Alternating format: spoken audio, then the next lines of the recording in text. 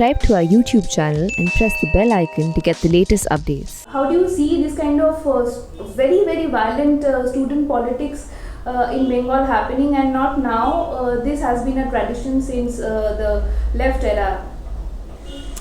Well, you're right to point out the troubled history of Jadavpur University. We all remember, at least those of us old enough to remember, the incident in 1960 when Vice-chancellor Gopal Sen, a very venerable person, was actually knifed to death by students. That's important to know. It was not an outsider who did it. It was students who did it. And these were students who were then infected by Maoist ideology, who believed they were revolutionaries, and that killing a vice-chancellor constituted a height of revolutionary activism. Now, much water has flown down the Hooghly since then, but overall, the experience in India suggests that wherever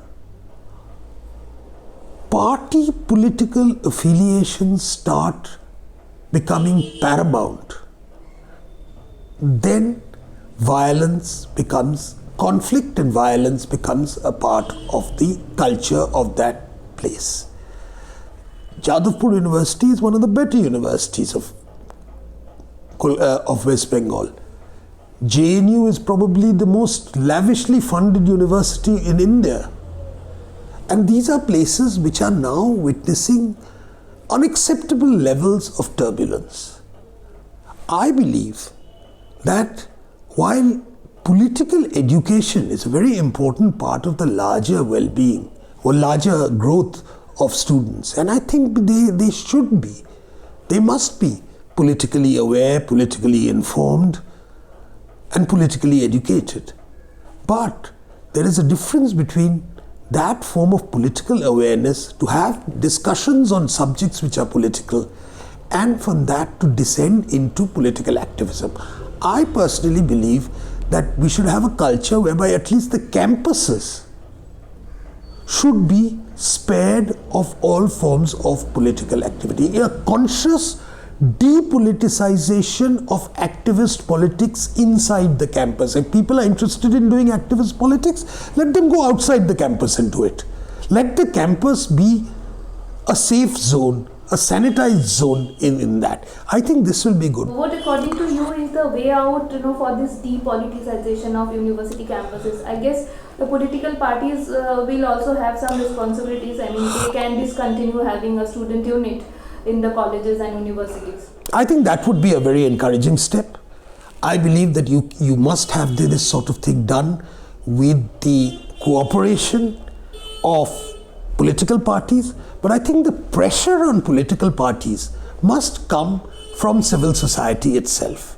It's only when civil society sees that it's important for the future of this country, that we want to have, education is going to play a very, very important role in the economic well-being of India, in terms of creating people who are capable of matching up to the exacting standards of a modern knowledge-based economy. And in that, we need that environment. And that environment can only be created if there is pressure from all sides.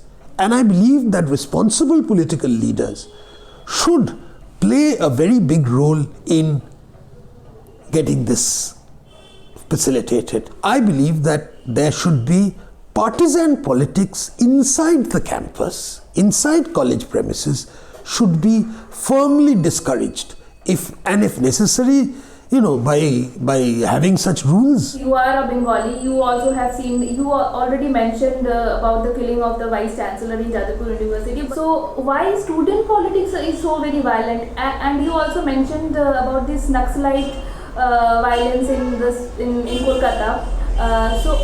Just 5, 6, 7 years back, during this Maoist movement in Lalgarh, lot of students from Jadavpur University, from Presidency, from Kolkata University, they joined this movement. They walked in favor of the Maoists. They were sympathizers.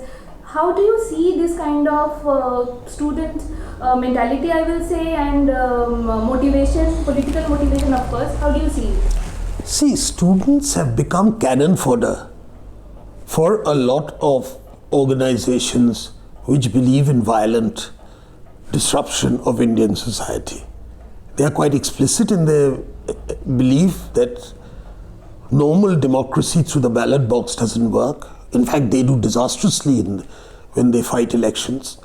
And instead, they've taken small groups of people can disrupt and hold the country to ransom and hold certainly educational institutions to ransom. This is a form of insidious politics which I believe all Indians should condemn in unequivocal terms. Now, the question is, why does it happen in West Bengal more? This is a difficult one to answer, but all I can say is that there is a long tradition of a perverse form of left politics in Bengal, and this manifests itself periodically at that. I think the administration has to come down with a firm hand, and I'm saying whether that administration belongs to Mamata Banerjee, belongs to the left, belongs to the BJP, whatever, it doesn't matter. The party political affiliations don't matter.